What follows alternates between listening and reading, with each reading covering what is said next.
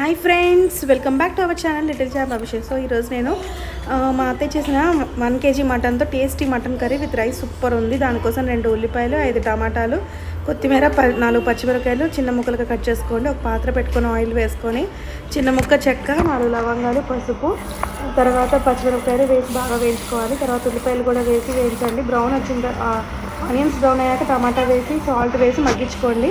ఈ లోపల ఒక ఉల్లిపాయ, 2 పచ్చిమిరపకాయలు, కొద్దిగా అల్లం, కొంచెం వెల్లుల్లిపాయలు అండ్ గసగసాలు చిన్న ముక్కలుగా కట్ చేసి పేస్ట్ చేసుకోండి. ఈ పేస్ట్ కూడా టమాటాలు మగ్గాక వేసేయండి.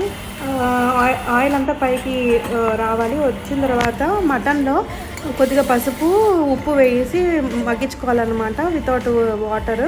తర్వాత తగినంత ఉప్పు, కారం వేసి ఒక 20 minutes ఒక 2 గిన్నెలతో అలా వాటర్ కూడా పోసేసి ఉంచేయండి. తర్వాత 20 minutes తర్వాత ధనియాల పొడి, కొత్తిమీర వేసి మూత పెట్టుకుంటే 5 నిమిషాల్లో మన tasty mutton curry ready. Thank you for watching.